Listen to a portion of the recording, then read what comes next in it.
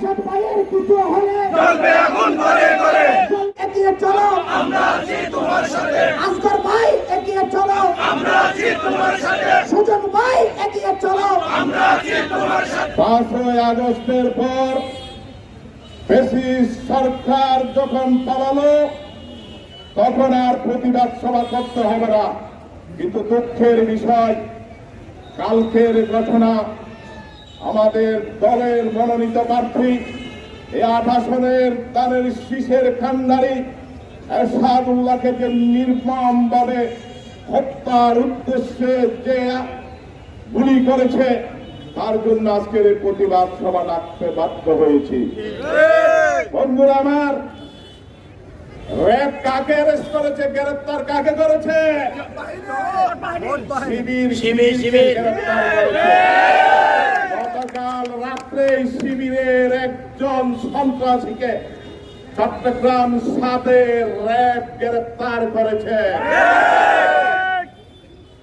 প্রশাসনে বুঝে গিয়েছে কারা এই সন্ত্রাসী কর্মকাণ্ড চালাতে পারে এবং গণসংযোগে কারাই সন্ত্রাসী কর্মকাণ্ড চালাতে পারে, সেই জন্য তাদেরকে গ্রেফতার করেছে। বন্ধুরা আমার, যেই দল অন্য দলের মতামতকে সহ্য করে না, সেই দলে কোনদিন বাংলাদেশে গণতন্ত্র ফিরে আসে না। এই বট বাহিনী গণতন্ত্রকে বিশ্বাস করে না। তাদের বিরুদ্ধে কথা বললে তাকে গুলি দিয়ে হত্যার মধ্যে দিয়ে রাজনীতি করা সম্ভব নয়। কয়জন জাতীয়তাবাদী সৈনিককে, জিয়ার সৈনিককে হত্যা করতে পারে আমরাও দেখবো ইনশাআল্লাহ।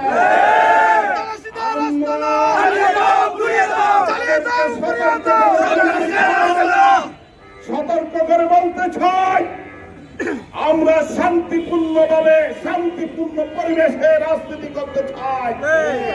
আমরা গঠনমূলক সমালোচনা করতে চাই।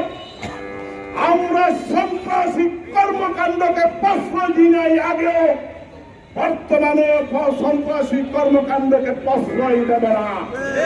কিন্তু কেউ যদি বলকালীতে সন্ত্রাসী কর্মকাণ্ড পরিচালনা করতে চায়, তাহলে তা প্রতিরোধ করার ক্ষমতা জাতীয়তাবাদী দলের আছে। প্রশাসনকে বলে দিতে চাই, এই জামাত ইসলাম থেকে সতর্ক থাকতে। জামাত ইসলাম এবং এই বট বাহিনী বাংলাদেশে আনাচে কানাচে বিভিন্ন প্রশাসনিক কর্মকর্তাকে বিভিন্নভাবে ভয় দেখিয়ে কাজ পুষলিয়ে নেওয়ার যে ষড়যন্ত্র করে, এই ষড়যন্ত্র থেকে তাদেরকে সতর্ক থাকার আহ্বান জানাচ্ছি আমি। এসব ভাইয়ের রক্ত পিতা যেতে দেব না। এসব ভাই এগিয়ে চলো।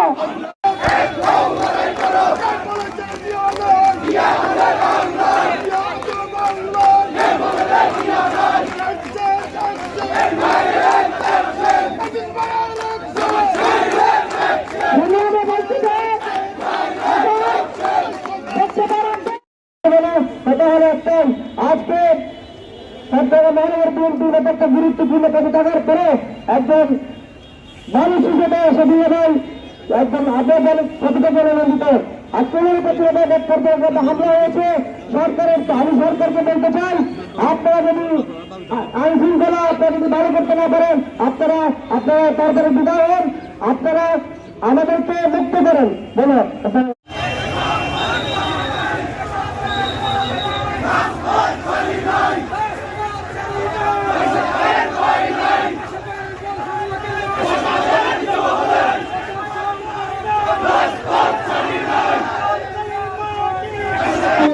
থেকে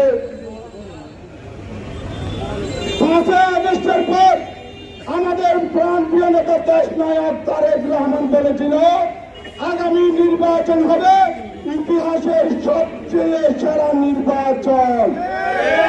উনি আমাদেরকে বলেছিল সজাগ থাকার জন্য।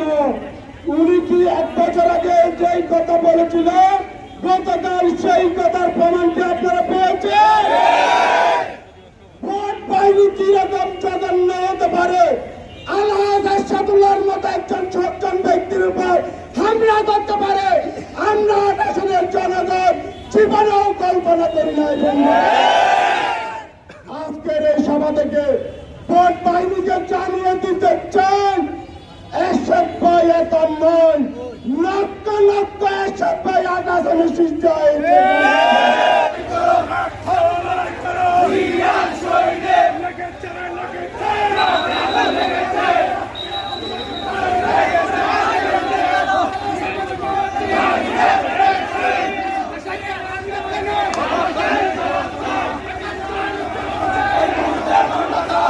আমাদের প্রান্তীয় নেতা জনাব আসাদুল্লাহ ভাইয়ের উপর যে সন্ত্রাসী হামলা, তার জন্য আজকের এই প্রতিবাদ সভা।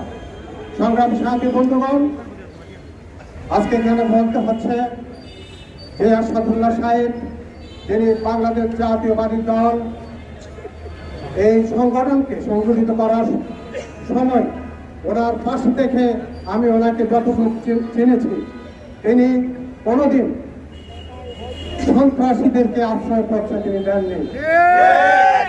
আজকে সেই সব ব্যক্তি যিনি সন্ত্রাসী এবং সন্ত্রাসীদেরকে তিনি বিশ্বাস করতেন না, সে ব্যক্তির আজকে অনুষ্ঠানে তার ক্যাম্পিংয়ে যে সন্ত্রাসীরা আজকে ওনাকে গুরুতর আহত করেছে।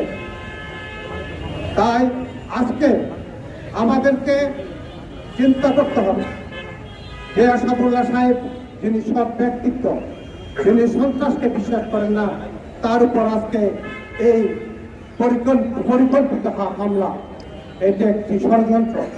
তাই আমি আজকে বোয়ালখালীবাসীর কাছে উদারত আহ্বান রাখবো, আপনারা ঐক্যবদ্ধ থাকুন। ধানের শীষের নির্বাচনকে প্রতিহত করার জন্য সেই ষড়যন্ত্রকারীরা উৎপেতে আছে। আজকে বাংলাদেশের এই নির্বাচনকে প্রতিহত করার জন্য তারা বিভিন্নভাবে এই নির্বাচনকে প্রতিহত করার জন্য তারা ষড়যন্ত্র করছে।